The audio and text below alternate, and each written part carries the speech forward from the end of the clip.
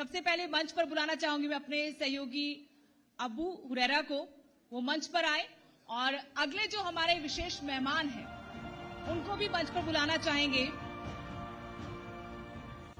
सामाजिक कार्यकर्ता जगमती सांगवान जी, मैम मंच पर आइएगा।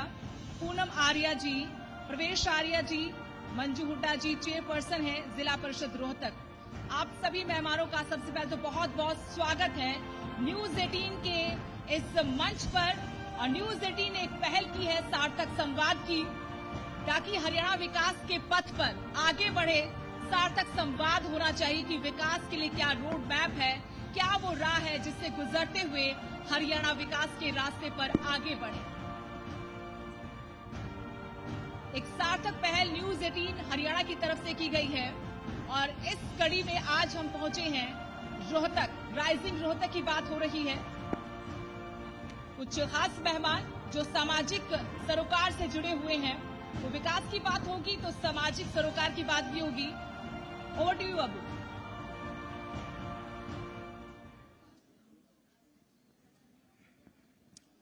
नमस्कार रोहतक। और आज हम राइजिंग रोहतक में मौजूद हैं, लेकिन देखिए छात्र छात्राएं भी यहां पर मौजूद हैं। लग ऐसा नहीं रहा है जो हमारे मेहमान यहां पर बैठे। देखिए अभी तक राजनीति पर चर्चा हो रही थी, सियासत पर बात हो रही थी, अब कुछ समाजी मुद्दों पर हम बात करेंगे। लेकिन क्योंकि छात्र यहां पर मौजूद हैं तो लगना भी चाहिए कि वाकई में छात्र यहां पर हैं, स्टूडेंट यहां पर हैं। जोरदार तालियों से हमारे मेहमानों का आप लोग स्वागत कीजिए। और जिस तरह से हमारे सहयोगी ने हमारे तमाम मेहमानों को इंट्रोड्यूस कराया है, क्योंकि सियासी बातें बहुत हो चुकी हैं, लेकिन जो दावे सियासी पार्टियां करती हैं, सियासी लीडर करते हैं, उनके दावों में कितना दम है, इसे अब हम जांचने की बात करेंगे। और जो छात्राएं, जो महिलाएं यहां पर बैठी हैं, जो लड़कियां यहां पर हैं, उनकी बात होगी। और रिकॉर्ड क्या कुछ कहता है, हरियाणा में महिलाओं के हालात कैसे हैं, लड़कियों के हालात कैसे हैं, समाज में उनके हालात आखिर कैसे हैं, उस पर हम चर्चा करेंगे। सभी मेहमानों का बहुत स्वागत है। मैं सबसे पहले जगमती सांगवान जी, आपसे मैं शुरुआत मैम करना चाहूंगा। मैम, काफी देर से हम लोग सुन रहे हैं जो सियासी पॉलिटिकल जो पार्टियां हैं, उनके जो रिप्रेजेंटेटिव्स आए, जो लीडर्स आए, उन्होंने अपनी अपनी बातें कही। बड़े बड़े दावे किए गए कि हरियाणा में महिलाएं जो हैं एम्पावर हो रही है और लड़कियां आगे बढ़ रही हैं। आप काफी दिनों से अवेयरनेस प्रोग्राम चला रही हैं, लड़कियों को लेकर एक लंबा संघर्ष आपका रहा है। मैं यहीं से शुरुआत करना चाहूंगा कि इतने बदलाव के बाद या सरकारों के दावों के बाद या जो चीज जमीन पर आप देख रही हैं, कितना बदलाव इसमें आप देखती हैं? जो मिशन आपने शुरू किया था, जो काम आपने शुरू किया था, उसे अब कहां पर पाती हैं आप? देखिए, सबसे पहले तो मैं रोहतक की निवासी होने के नाते मुझे बहुत गर्व है कि मैं रोहतक ऐतिहासिक शहर की निवासी हूं। और न्यूज 18 ने आज ये प्रोग्राम जो आयोजित किया है, इसका मौका बहुत ही अच्छा है और बहुत अच्छे विषय को आपने चुना है। और इसके साथ ये जो नौजवान लड़के लड़कियां हैं यहाँ पे, जो इतनी देर से डटे हुए हैं मैदान में सुनने के लिए, मैं उनको सलाम करती हूँ कि आप लोग ही हैं असल में हमारे लिए जो आशा की किरण है आने वाले समय में। और जहां तक महिलाओं की स्थिति का सवाल है हरियाणा के अंदर, अगर उसके हिसाब से राइजिंग रोहतक का आकलन करें, ये जो पहले तो इसको जो राइजिंग रोहतक है या राइजिंग हरियाणा जो है, इसको डिफाइन कर लें कि असल में उसका मतलब क्या है। देखिए, राइजिंग है मतलब रोहतक, और फॉलिंग रोहतक भी है। रोहतक के अंदर दो तरह के नागरिक रहते हैं। एक तो वो नागरिक हैं जो यहाँ पे बिल्डर्स हैं, बिल्कुल मैम, आपने बिल्कुल सही कहा। देखिए, स्टेट जब राइज करेगा तभी देश जो है हमारा वो आगे बढ़ेगा।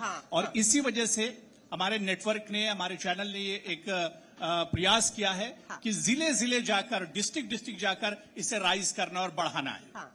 तो इसलिए वो जो दो कैटेगरीज हैं सिटीजन्स की यहाँ पे, एक जो मैंने बताया कि ये जो हायर लेवल की कैटेगरी है उसके लिए डेफिनेटली राइजिंग रोहतक है। लेकिन जो कमाने खाने वाले लोग हैं, जो आम आदमी हैं, सिटीजन्स जो हैं, उनकी हालत ये है कि खुद मैं सबसे शहर की बहुत पॉश कॉलोनी में रहती हूँ, जंग कॉलोनी में, और आज दोनों आंखों में इन्फेक्शन है। क्यों? क्योंकि साफ पीने का पानी नहीं आ रहा है, बहुत ही कंटामिनेटेड वाटर है जो सप्लाई किया जा रहा है पीने के लिए। और इसी तरह से सीवरेज की समस्या देखें या सफाई की देखें शहर के अंदर, वो आम नागरिकों का जहां तक लेना देना, हमारा तो इन चीजों से लेना देना है ना, तो उनके लिए बहुत मुश्किल हालात हो रहे हैं यहाँ पे। क्योंकि जो बिल्डर्स हैं वो हाई राइजिंग बिल्डिंग बना रहे हैं, 5 मंजिल 4 मंजिल, और सरकार के साथ फिर वो उनकी साठगांठ होती है कि 4 मंजिल है तो फिर एक बार तो कहेंगे नोटिस निकाल दिया, फिर वो पैसा दे देंगे, कार दे देंगे किसी मिनिस्टर को, फिर उसके बाद कहेंगे नहीं सरकार ने वो वापस ले लिया। लेकिन जो पीने का पानी है, जो सीवरेज का सिस्टम है, जो सफाई की व्यवस्था है, वो तो सीमित है ना, वो तो उतनी है, उन्हीं नागरिकों के अधिकार जो है वो वहां से कटते हैं। तो उस एंगल से बहुत ज्यादा सोचनीय है ये विषय जो है, और आपने ये मौका दिया, इसके लिए हम बहुत धन्यवाद दिए कि हम ये बात कह भी पा रहे हैं यहाँ पे पब्लिकली। और जहां तक लड़कियों का जो सवाल है, बेटी बचाओ बेटी पढ़ाओ, हमारे यहाँ पे योजना चली, शुरुआती जब योजना चली तो it created definitely an impact, उसने अपना असर दिखाया क्योंकि तमाम जो संसाधन हैं वो उस दिशा में लगाए गए थे। लेकिन अभी आज अगर रोहतक का सेक्स रेशियो देखें तो हम हरियाणा के जो अभी सेक्स रेशियो NFHS की जो रिपोर्ट आई है उसके हिसाब से देखें तो रोहतक का 900 से नीचे है। 1000 लड़के जन्म ले रहे हैं तो लड़कियां जो है वो 900 से नीचे जन्म ले रही हैं, और 15 गांवों के अंदर तो 600 तक लड़कियों का जन्म जो है वो है। तो ये एक बहुत बड़ी चुनौती हमारे रोहतक के लिए है जिसको हमें मीट आउट करना है आने वाले समय में। और ये उस समय पे है जबकि रोहतक की लड़कियां जो है, चाहे वो खेलों का क्षेत्र हो, चाहे वो उसके अंदर पढ़ाई का क्षेत्र हो या सौंदर्य का भी क्षेत्र हो, वहां पे उन्होंने अपनी प्रतिभा का जितने न्यूनतम मौके मिलते हैं, लीस्ट अपॉर्चुनिटीज लड़कियों को मिलती है, लेकिन उन्होंने अपनी प्रतिभा का डंका बजाया है रोहतक की लड़कियों ने और महिलाओं ने यहाँ पे। तो हमें ये लगता है कि ये जो आबादी का हिस्सा है जो इतना अच्छा करके दिखा रहा है आज अपने देश प्रदेश और जिले के लिए, उनके साथ एक बहुत ही सक्रिय संवाद जो है यहाँ के प्रशासन को स्थापित करना चाहिए। चाहे वो नौजवान लड़कियां हैं, चाहे वो महिलाएं हैं, चाहे वो मतलब मजदूर महिलाएं हैं, चाहे वो किसान महिलाएं हैं, कि उनकी विकास की जरूरतें क्या हैं।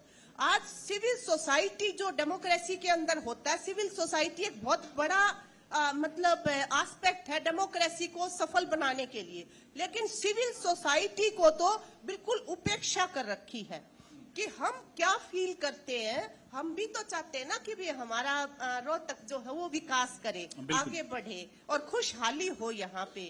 तो उसको सिविल सोसाइटी के साथ इंगेज करने की जरूरत है ज्यादा से ज्यादा, और तभी महिलाएं जो है वो आगे बढ़े। पूनम जी, जो बात यहाँ पर मैम ने कही, आप देखिए कि जो जेंडर गैप की बात कही, उन्होंने कहा कि 1000 में 900 लड़कियां और 1000 लड़के, ये आखिरी इसकी वजह क्या है? इसके लिए आप लोगों ने बहुत, चाहे पूनम आर्या जी हो या मैम हो, आप लोगों ने एक लंबा संघर्ष किया है, लंबी लड़ाई आप लोगों ने लड़ी है कि बेटा बेटी एक समान, बराबरी की लड़ाई आपने लड़ी है।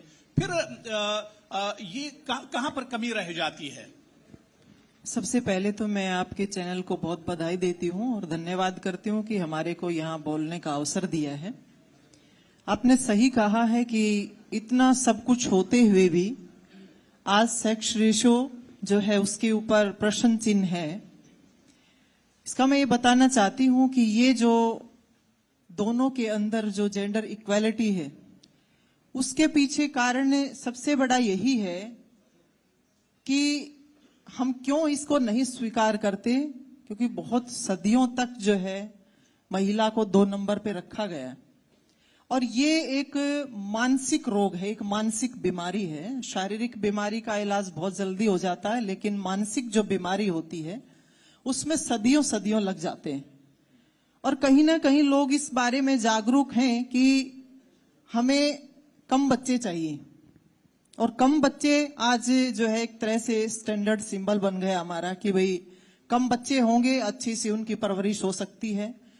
परंतु जहां 2 लड़के पैदा हो जाते हैं उसके बाद स्टॉप लग जाता है। परंतु आज भी 2 लड़कियां होती हैं, 3 होती हैं, 4 होती हैं, इवन के 5 तक भी जो है लड़कियों को पैदा किया जाता है। कारण जो है उसके पीछे जो सबसे बड़ी जो बात आती है वो हमारे इस हरियाणा प्रदेश की, वो है वंशवाद। कि वंशवाद को सबसे ज्यादा महत्व दिया जाता है कि लड़का जब तक पैदा नहीं होगा वंश नहीं चलेगा। लड़का जब तक पैदा नहीं होगा घर की जो खुशियां हैं वो अधूरी रहती हैं। और कहीं ना कहीं जब हम इस बारे में स्टडी करते हैं तो हमारी जो मातृशक्ति है वो इस बात को जो है उसके दिल और दिमाग पे छाई रहती है। और मैं ये मानती हूं कि समाज का भी इसमें दोष है कि समाज उसको किस प्रकार से बार बार उसको जो है डिमोरलाइज करता है, इस बात को कह करके कि तूने एक बच्चे को जन्म नहीं, एक लड़के को जन्म नहीं दिया है। वो अधूरापन सा जो है उसको लगता है। तो ये जो सारी की सारी बातें हैं ये कहीं ना कहीं जो है लोगों का जो माइंड सेट हुआ है वो अभी तक पूरी तरह से बदला नहीं है। और इसमें मैं ये मानती हूं लड़कियों को सबसे ज्यादा आगे आना चाहिए। और खुद के ऊपर आज लड़कियां खूब पढ़ रही हैं, लिख रही हैं, अपने पैरों पे भी खड़ी हैं। क्योंकि एक लड़की को अवेयर बनाने के लिए, जागरूक बनाने के लिए हमारे पास एजुकेशन ही सबसे बड़ा माध्यम माना जाता है। परंतु वहां पर हमें बड़ा दुख हुआ, तकलीफ होती है जब किसी कॉलेज में जाते हैं और किसी प्रोफेसर को ये कहते हुए सुनते हैं, किसी महिला प्रोफेसर को, कि लड़कियों का कोई पाली तो चाहिए, केवल लड़के लड़के पैदा करके क्या करोगे तुम। ये बातें सुनने को मिलती हैं। और प्रोफेसर, बड़े बड़े डॉक्टर ये इस प्रकार की बातें जब करते हैं तो ये लगता है एक पूरे महिला अस्तित्व पर ही एक प्रश्न चिन्ह लग जाता है कि ये इतनी लंबी लड़ाई जो हम लड़ रहे हैं और उसमें महिला ही जो है महिलाओं की टांग खींच रही है, तो फिर आगे हम कैसे बढ़ सकते हैं। तो ये नहीं हो सकता, क्योंकि इस सोच को जब तक नहीं बदला जाएगा ये सेक्स रेशियो जो है इसी तरह से डाउन होते रहेंगे। और ये भी सच्चाई है कि कहीं ना कहीं हमें जो अल्ट्रासाउंड सेंटर्स हैं वहां पे बहुत ज्यादा आज उनको खींचा जा रहा है। परंतु जिसके पास पैसे हैं और जिसने सोच लिया है कि लड़का तो पैदा करना ही है चाहे कुछ भी हो जाए, वो कहीं भी कोई भी सोर्स जो है वो अपना सकते हैं। मैं प्रवेश जी इसी बात को, जो बात पूनम जी कह रही थी, इसी को हम आगे बढ़ाएंगे। ऐसा नहीं कि सरकारें इसके लिए काम नहीं कर रही हैं, सरकारें भी काम कर रही हैं। आप देखिए कि बहुत से अवेयरनेस प्रोग्राम सरकारों की तरफ से चलाए जा रहे हैं, लेकिन इनका असर आखिर समाज में क्यों नहीं दिखता, इसकी वजह क्या आप देखती हैं? सबसे पहले मैं बोलने से पहले आपका धन्यवाद ही करना चाहूंगी कि ऐसे मुद्दे को भी आपने लिया है। भले ही हम बैठे सुनते आ रहे थे कि राजनीतिक हैं और सब हैं, लेकिन एक सामाजिक मुद्दे को भी आपने लिया है और हमें बुलाया है। देखिए, जब तक बेटियां और महिलाएं आगे नहीं बढ़ेंगी तब तक समाज तो आगे नहीं बढ़ेगा। मतलब जो राइजिंग मकसद ही इसका यही है। बिल्कुल, राइजिंग का तो यही है कि कल्पना ही नहीं कर सकते महिलाओं के बगैर तो हम। लेकिन इसके साथ साथ मैं ये जरूर कहना चाहूंगी, जिस प्रकार से बताया कि उसके पीछे क्या क्या कारण है, कि वंशवाद जो है वो बहुत बड़ा कारण है। दूसरा, मैं इसमें एक मतलब जो आज भी वही बात है और पहले भी वही बात थी, आज और भी ज्यादा प्रासंगिक है इस बात में कि नशा भी इसमें सबसे बड़ा काम करता है। कि नशा जो है उसके कारण आप ये देखो, एक व्यक्ति नशा कर रहा है और उसके कारण वो कितनी सारी ऐसी घटनाएं को पैदा कर देता है कि जिसके कारण माँ बाप को सोचना पड़ता है कि लड़कियों को पैदा करें या ना करें। कि वो जब वो उसकी मान ले परिवार में कोई उसके घर में पत्नी है या और है, वो भी कितनी दुखी है। और दूसरा, समाज में वो इसी बलात्कार जैसी घटनाएं जितनी भी आप देखो ना, स्टडी करके नहीं, इतनी बलात्कार की इतनी घटनाएं घट रही हैं, उनके पीछे 80% जो है वो नशा है, कि नशा करके वो ऐसा कर रहे हैं। तो वो जो ये जो समाज में इस तरह की घटनाएं जो घट रही है ना, वो भी इसके पीछे एक कारण है। और दूसरा, मैं ये जरूर कहना चाहूंगी कि एक राइजिंग की जहां बात कर रहे हैं कि आप कह रहे हैं कि सरकार अगर ऐसा कर रही है, तो मैं इतना जरूर कहना चाहूंगी, मैं मुझे कहते हुए बड़ा मतलब दुख भी होता है। सिर्फ आंकड़ों पे बात है, अंदर बिल्कुल उस पे ग्राउंड लेवल पे कोई ज्यादा बड़ा काम नहीं है। वो तो हम काम कर रहे हैं, हमें पता है कि किस प्रकार से सिर्फ इतनी बात कही जाती है, इतने आंकड़े 2-4 बद गए तो उसके ऊपर पता नहीं कितनी बात कह देते हैं और घट जाए तो फिर चुपचाप बैठ जाते हैं। लेकिन हमें पता है किस ढंग से उनको, महिलाओं को या गांव में जाके जागरूकता के कार्यक्रम कहाँ हो रहे हैं, कितनी योजनाएं सरकार की बन रही हैं।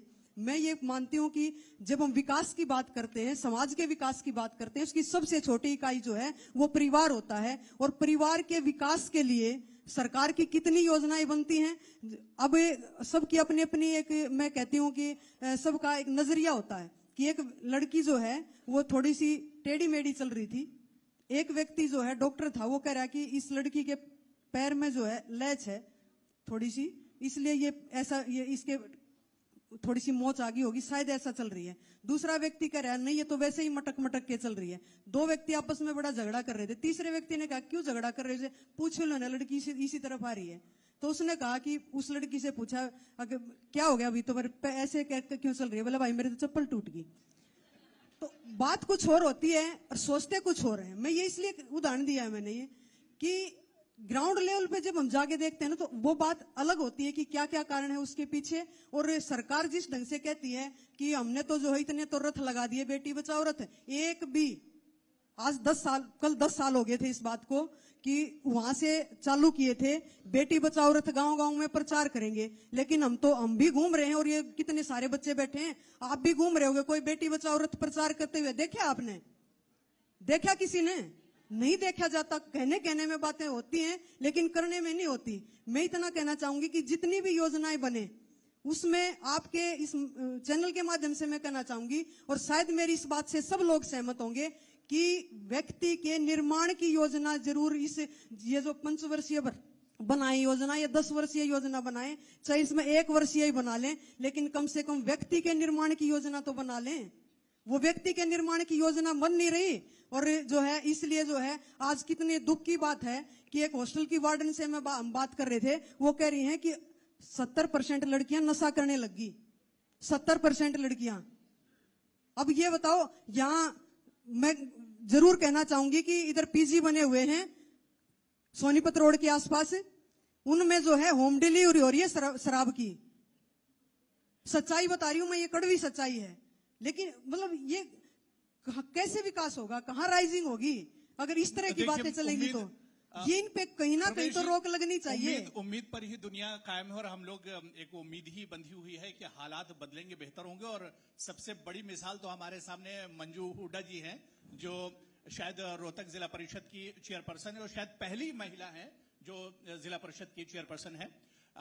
मंजू जी, किस तरह से महिलाओं को, अब जिस तरह से हमारे साथ सोशल रिफॉर्मर्स बैठी हुई हैं, उन्होंने कहा कि सरकारें चीजों को जरूर ला रही हैं जमीन पर लेकिन उसका असर नहीं दिखता है। आप खुद एक बड़े ओहदे पर हैं, महिलाओं को किस तरह से आगे बढ़ाया जाए, या जो बुराई है जिसकी बात यहां पर चल रही थी तो उन्हें किस तरह से खत्म किया जाए, उसके लिए आप क्या कुछ कर रही हैं? सबसे पहले मैं न्यूज़ 18 की पूरी टीम को और मेरे यहाँ जितने भी पत्रकार साथी हैं सभी का धन्यवाद करती हूँ कि आप लोगों ने मेरे को यहाँ आमंत्रित किया। देखिए, सभी ने अपने अपने विचार रखे, लेकिन मेरा मानना है कि समाज को चलाने के लिए एक अकेली महिला जिम्मेदार नहीं होती है, उसमें पुरुष की भी इतनी भागीदारी होती है जितनी महिला की होती है। अगर हम ये कहें कि सरकार कुछ नहीं कर रही है, तो ये सरकार जितना वो कर सकती हैं वो बढ़ चढ़ के काम करती हैं, लेकिन अकेले तो वो भी कुछ नहीं कर सकती हैं। क्योंकि अगर वो कोई भी ऐसी चला रहे हैं बेटी बचाओ बेटी पढ़ाओ, या गांव गांव में उसका प्रचार कर रहे हैं या लोगों को जागरूक कर रहे हैं, तो वो चाहते हैं कि भाई समाज भी उनका साथ दे।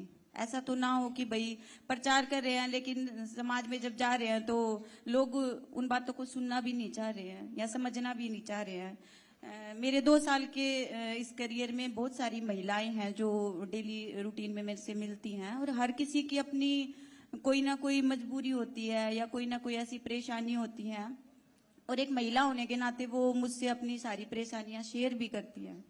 जैसे कि अभी पिछले हफ्ते की बात है, एक महिला थी जिसको रोजगार की बहुत ज्यादा जरूरत थी। बोली मैडम मेरे को सिर्फ 4 बेटियां हैं और वो प्रेग्नेंट थी उस टाइम पे भी। तो मैं बोली अगर भाई तो मैं बोली आप अगर आपको भाई बेटियां हैं 4 तो फिर आप अपने परिवार को पालने में समर्थ भी नहीं है, इतनी परेशान हो रही है। उसकी सास उसके साथ थी, तो मैंने कहा कि 4 बेटियां काफी नहीं है।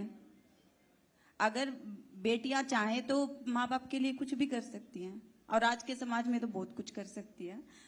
तो उसकी साथ में थी, वो बोली नहीं मैडम आप ज्यादा इनको ज्ञान ना दो, बस आप मदद कर सकते तो आप मदद कर दीजिए। तो मेरे लिए बातें बहुत सरप्राइजिंग थी कि सिर्फ मदद लेकिन जागरूकता नहीं, क्योंकि क्या होता समाज में महिलाएं ही महिलाएं की कहीं ना कहीं हैं अभी भी दुश्मन, कि वो उनको आगे बढ़ने ही नहीं देती है। जब ये वो मतलब अगर कुछ अपनी बातें रख भी दे तो भी उनको ये लगता है कि कभी ये कुछ एडवांस में कुछ ना सीख ले या अपनी बात ना रख दे, चाहे वो बच्चों से रिलेटेड है या आगे बढ़ के काम करने से रिलेटेड है या किसी भी समाज में जाके या किसी भी ऐसा कोई विषय हो, चाहे आजकल तो इतनी सारी एक्टिविटीज होती हैं सोशल मीडिया पे होती हैं, या भाई नृत्य की होती है, खेल की होती है, हर जगत में लड़कियां आगे रहती हैं, लेकिन कहीं ना कहीं महिलाएं उनको बैक फुट पे कर देती है। तो एक विषय रहता है, और सरकार का भी यही है कि भाई वो चाहती है काफी आगे बढ़े, लेकिन मेरा ये मानना है कि समाज अगर साथ दे तो ये काम और भी अच्छे से होगा। जगमती आप कुछ कहना चाह रही थी मैम? जी जी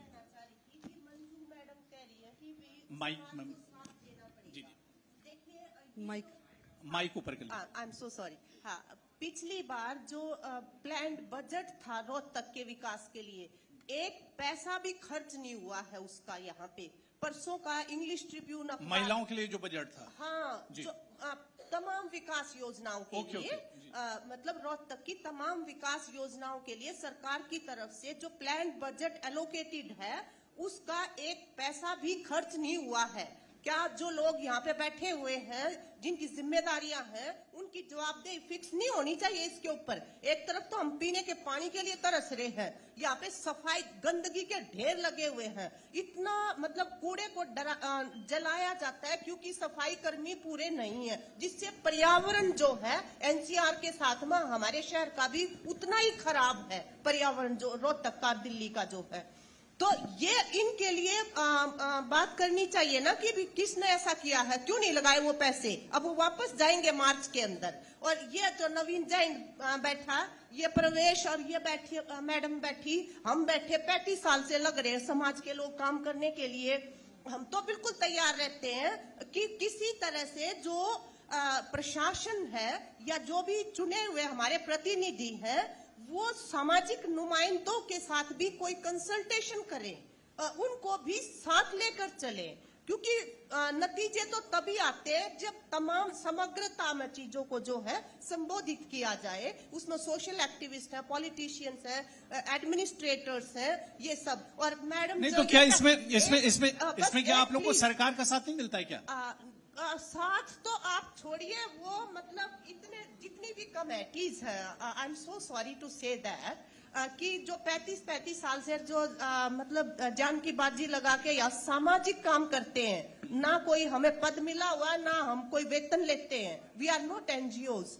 मतलब उसके बावजूद जो कीमत होनी चाहिए इस तरह के कॉन्ट्रीब्यूशंस की, उसमें मैं तो कह रही हूँ कि सिविल सोसाइटी के साथ आप इंगेज करें, आप उनके साथ बातचीत करें। बिल्कुल नहीं है, फर्जी लोगों से करते हैं। फर्जी तमाम कमेटीज के अंदर जो पीपल्स रिप्रेजेंटेटिव हैं, अगर उनको आप देखोगे 2 सेंटेंस नहीं बोल सकते। They have never been on the roads, they have never been on the articulation of citizens problems. वो लोग वहां पे बैठे हुए, इसकी वजह से मतलब सब प्रक्रियाएं चलती हैं, पर जो डिजायर्ड नतीजे जो आने चाहिए वो नहीं आ रहे। और एक बस कमेंट में मैडम जो कह रही हैं कि महिलाएं ही महिलाओं की दुश्मन है, ये सुपरफिशियल स्टेटमेंट है। देखो जच्चा बच्चा जब बालक पैदा हो है, जब महिला जो है एक तरह से नया जन्म ले है, उस टाइम कौन उसकी सबसे ज्यादा मदद करती है? महिलाएं ही करती है। और वो भी अपना मतलब पूरा समय और परिश्रम लगा के उनको बचाती है। This is not a fact. ऊपर से हम कह सकते हैं और लग भी सकता है कि भी कुछ अज्ञानता की वजह से ऐसी टिप्पणियां उनकी तरफ से हो जाती हों। अदरवाइज मतलब हम सब जो है महिलाएं एक दूसरे की वेल विशर भी हैं, जहाँ पे कॉन्फ्लिक्टिंग रिलेशंस हैं, डेफिनेटली वहाँ कॉन्फ्लिक्ट्स जो हैं वो उभर के आते हैं और उसका समाधान जो है वो ठीक ढंग से करें। वरना तो ये ना पॉलिटिशियंस के लिए एक बहुत इजी आर्गुमेंट है कि अपना पल्ला झाड़ना हो ना, महिलाओं का विकास नहीं करना, महिलाओं के बारे में देखना नहीं कितना खटती है, तड़के सब तब पहला काम करने लगे हैं वो घर में उठ कर, रात में सब तब बाद में खाट पकड़े हैं वो जो है, और इस बीच में उनसे छोटे भी उनका अपमान कर देते हैं, पता नहीं क्या क्या बर्दाश्त करती है वो समाज के अंदर, और इतनी मेहनत करती है। देखिए मंजू जी कुछ कहना चाह रहे हैं, जवाब देना चाह रही हैं शायद जी। देखिए मैडम, मैंने जो ये बात कही है ये मैंने इसलिए नहीं बोला कि भाई मैं सभी महिलाओं को ऐसा सोचती हूँ। सिर्फ मैंने जो एक मेरे साथ जो एक वाकया हुआ उसके आधार पे मैंने ये बात रखी कि जब समाज में कोई भी ऐसी जागरूकता की बात हम रखते हैं और महिलाएं उस चीज को ना सुनना चाहें या हम चाहें किसी और को हम समझाएं, तो उसमें अगर कोई रोक दे, तो मैं इस विषय में मैंने बोला। और एज ए पॉलिटिशियन मैं भी एक महिला हूं पहले, तो मैं भी अपने घर का सभी काम करती हूँ, घर में सबसे लास्ट में मैं ही सोती हूँ, बीच में सारा अपना सामाजिक काम करती हूँ। तो वो है कि महिलाएं चाहे किसी भी पद पे हों, वो अपना परिवार का उसका सबसे पहले वो उनको देती है, ड्यूटी उनकी होती है, तो वो हर महिला करती है वो तो। बिल्कुल पूनम जी, बहुत अहम ये कि आप हरियाणा में देखिए, पूरे देश के अलावा हरियाणा में भी आप देखिए कि अब लड़कियां जो है किसी से पीछे नहीं रह गई। किसी भी फील्ड में आप देख लिए लड़कियां, चाहे आप स्पोर्ट्स ले लीजिए या दूसरे IAS IPS, सारे हर मैदान में लड़कियां भागे हैं। लेकिन एक जिस कमी की हम बात कर रहे हैं, ये कमी आखिर कहां पर रह जाती है, इसकी वजह क्या देखती है?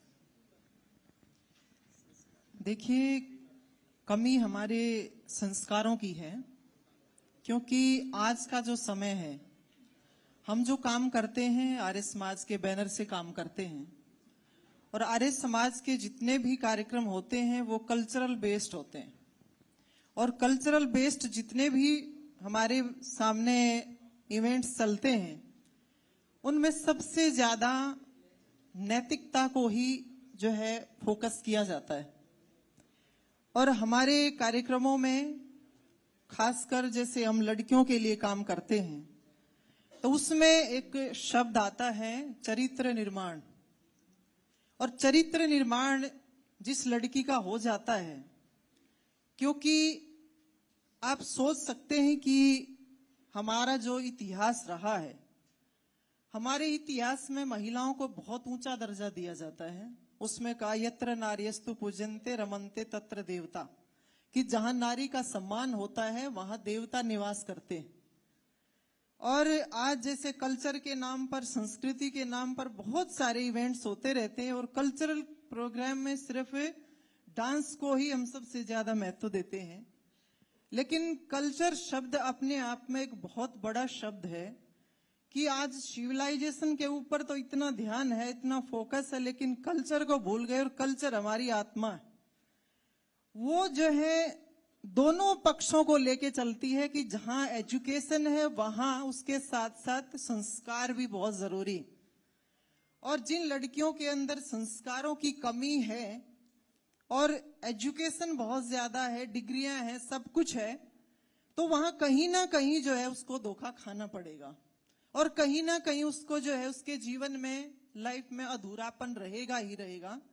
तो सबसे मुख्य जो चीज है हमारे लिए कि हम अपनी संस्कृति को मुख्य मान करके चलें। हमारे कर्तव्य क्या हैं? ये ठीक है कि दोनों को की बराबर शिक्षा दीक्षा हो, दोनों का पालन पोषण बराबर हो, लेकिन उसके बाद हमारे जो रोल है दोनों की, लड़की का रोल अलग है समाज में और लड़के का रोल अलग होता है।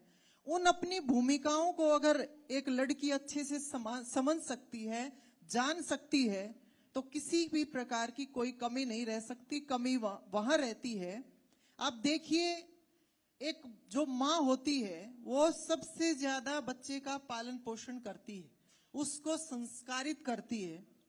परंतु आज एक माँ अच्छी सैलरी ले रही है, बड़े बड़े जो है पैकेज वो ले रही है, और बहुत अच्छी वो जो है वेल ड्रेस रहती है, अच्छी बड़ी गाड़ी है उसके पास, परंतु वो अगर पुरुष के साथ इस प्रकार का भी कंपटीशन मान के चलती है कि जितने नशे वो करता है उतने मैं भी करूं, क्योंकि मैं मॉडर्न हूं।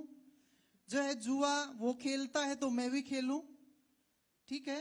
रिश्वत वो ले रहा है तो उससे ज्यादा रिश्वत मैं लेके दिखाऊं।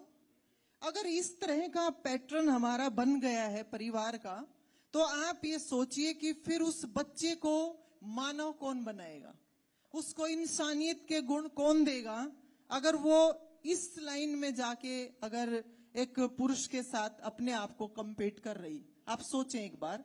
तो ऐसा नहीं है कि भाई ये लगता हो, हमें नहीं लगता, क्योंकि हम पॉजिटिव वे में चलते हैं कि भाई अगर लड़की को इस तरह से शिक्षित दीक्षित करके संस्कारित करके जी। उसको किसी भी फील्ड में हम उतारेंगे और वो सेल्फ रिस्पेक्ट के साथ रहेगी, स्वाभिमान के साथ रहेगी। पूनम जी तो देखिए, इतना सब कुछ है, लेकिन वही जो हमने कहा ना कि एक उम्मीद की किरण है, और जिस तरह से मैंने कहा मंजू जी उसकी एक मिसाल है हमारे सामने, और आप लोग जिस तरह से महिलाओं के लिए काम कर रहे हैं, समाज के लिए काम कर रहे हैं, तो उम्मीद की एक किरण है। क्योंकि मेरे पास अब समय बिल्कुल नहीं बचा है।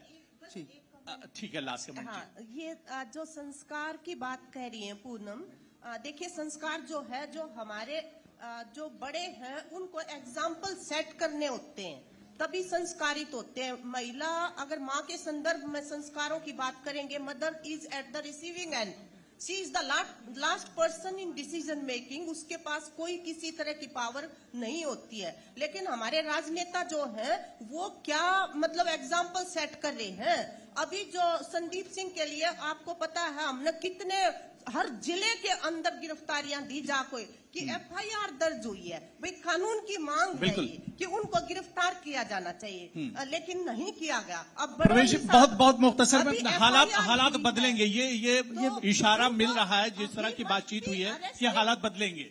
बदलेंगे। मैं एक छोटी सी बात जरूर कहना चाहूंगी। जिस प्रकार बहन मंजू जी ने कहा था कि सरकार तो कर रही है, हो नहीं रहा, लेकिन मैं इतना जरूर चाहती हूं कि सरकार चाहे ना तो ये एक मोदी जी ने बढ़िया उदाहरण दे दिया। सरकार चाहे तो एक दिन में नोट बंद कर दे, एक रात में, तो नशे को भी एक दिन में एक रात में बंद कर सकती है। ये एक उदाहरण है, अगर चाहे तो, लेकिन चाहती तो नहीं। समस्या ये है, बड़ी अच्छी बातचीत हुई, बड़ी बेबाकी से आप लोगों ने अपनी बातचीत रखी, और इसी उम्मीद के साथ कि हालात बदलेंगे, माहौल बदलेगा और समाज बदलेगा, और एक बेदारी और एक अवेयरनेस समाज में आएगी। आप लोग स्टेज पर बने रहें, बहुत बहुत शुक्रिया। मैं इनवाइट करूंगा कि हमारे जो मेहमान हैं उन्हें मोमेंटो दिया जाए। बहुत बहुत शुक्रिया अबू।